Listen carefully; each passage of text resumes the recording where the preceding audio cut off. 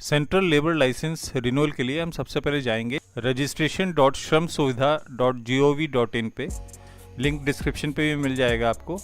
और हम यहाँ अपनी यूज़र आईडी और पासवर्ड डाल के कैप्चा फिल करके उसके बाद हम लॉगिन कर लेंगे। लॉगिन करने के बाद हमें ये लेफ़्ट साइड स्क्रीन दिख रहा है। इसमें सबसे पहले वाले ऑप्शन में हम जाते हैं।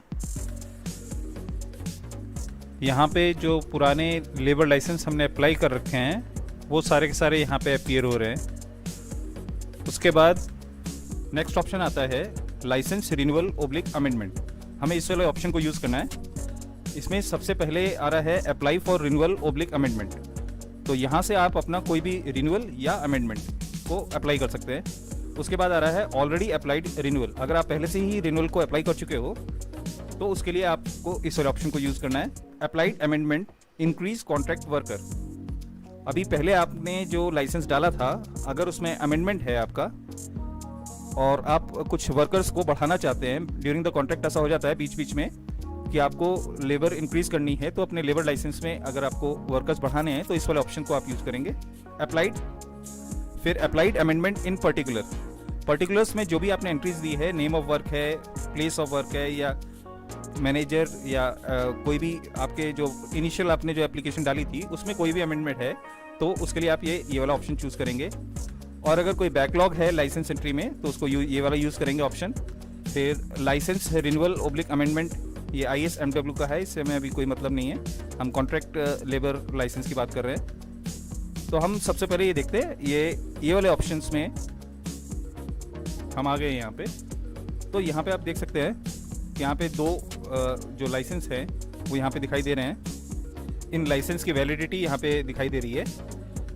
तो हम इसको अगर इसमें कोई भी रिन्यूअल अप्लाई करना है आगे तो हम ये एक्शन बटन में यहाँ पे क्लिक करेंगे तो ये पूरी ओरिजिनल एप्लीकेशन की डिटेल्स आ जाएगी कि जो date of completion of work है वो 15 अक्टूबर 2023 था। तो अभी 2 महीने हैं उसमें।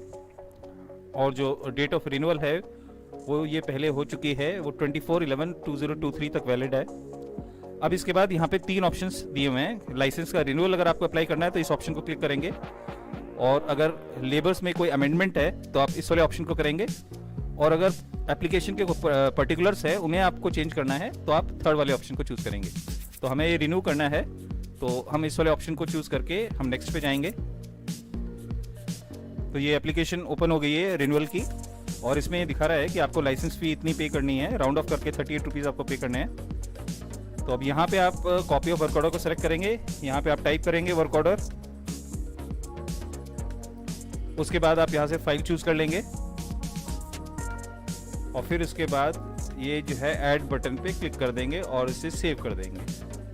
सेव करने के बाद ये आपको 38 रुपीज़ का पेमेंट का ऑप्शन क्लिक हो जाएगा।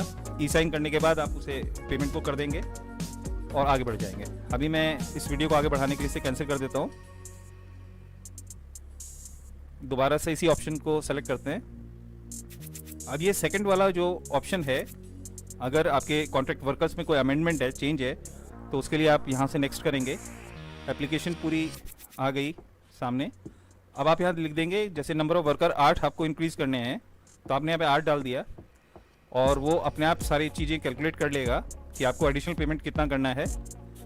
वो सब सेलेक्ट करने के बाद यहाँ पे आपको copy of work order choose करनी है। यहाँ पे नाम देना है, वर्क ऑर्डर नंबर लिख देना है और फाइल चूज़ करनी है और उसके बाद सेव बटन पे क्लिक कर देना है। उसके बाद जो आपका डिफरेंस है वो आप 720 डिफरेंस आ रहा है, उसको आप पे करके आप ये अप्लाई कर सकते हैं। अभी मैं कैंसिल करके बैक में जाता हूँ। अब हम देखते हैं इसका जो थर्ड ऑप्शन है वो है पर्टिकुलर्स अमेंडमेंट। नेक्स्ट करते हैं। अब ये जो ओरिजिनल लेबर लाइसेंस में आपने जब एप्लीकेशन डाली थी तो उसके पर्टिकुलर्स में जो ये पर्टिकुलर्स आपने यहाँ पे दे रखे हैं उसमें कोई भी चेंजेस अगर है तो उसका रीज़न आप लिख दीजिए कि वो चेंजेस क्यों है। यहाँ पे आप रीज़न मेंशन करने के बाद आप जो फील्ड नेम है, जैसे नेम ऑफ वर्क में अगर कोई करेक्शन है तो आप इस फील्ड को सेलेक्ट करेंगे और फिर उसके बाद नेचर ऑफ वर्क जो था, जो भी उसमें चेंज हुआ है नेचर ऑफ वर्क में, उसकी वैल्यू यहाँ लिखेंगे। सपोर्टिंग डॉक्यूमेंट इसके साथ अटैच करेंगे और प्लस आइकन पे क्लिक करेंगे फाइल अटैच करने के लिए।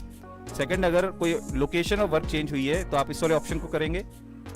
Date of commencement of work में अगर कोई चेंजेस आए हैं तो आप इस वाले फील्ड को सेलेक्ट करेंगे। डेट ऑफ कंप्लीशन में चेंज आया है, एक्सटेंशन मिला है आपको, कुछ भी है तो आप इसको चेंज करेंगे। Name and address of manager, अगर आपका कॉन्ट्रैक्ट मैनेजर या कुछ चेंज होता है, एड्रेस चेंज होता है उसका, तो आप इस वाले ऑप्शन को यूज़ करेंगे।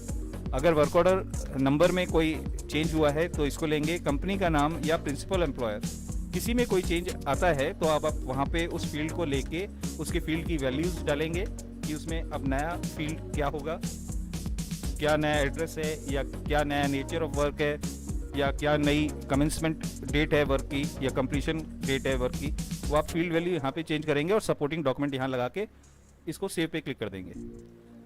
फिलहाल ये सिर्फ पर्पस मेरा इस वीडियो को बनाने का ये था कि मैं आपको समझा दूँ कैसे आप इसको कंप्लीट कर सकते हैं अपनी एप्लीकेशन को। तो अभी मैं ये कैंसिल कर रहा हूँ। तो दोस्तों मेरे ख्याल में आप अब समझ गए होंगे कि आपको रिन्यूअल प्रोसेस को कैसे करना है। दोस्तों अगर इस वीडियो में आपको दी गई इन्फॉर्मेशन अच्छी लगी तो प्लीज़ लाइक कीजिए और हमारे चैनल को सब्सक्राइब कीजिए। आप अपने कोई भी क्वेश्चंस हमें कमेंट में पूछ सकते हैं, मैं जल्द से जल्द उनको रिस्पॉन्ड करने की कोशिश करूँगा। Thank you for watching.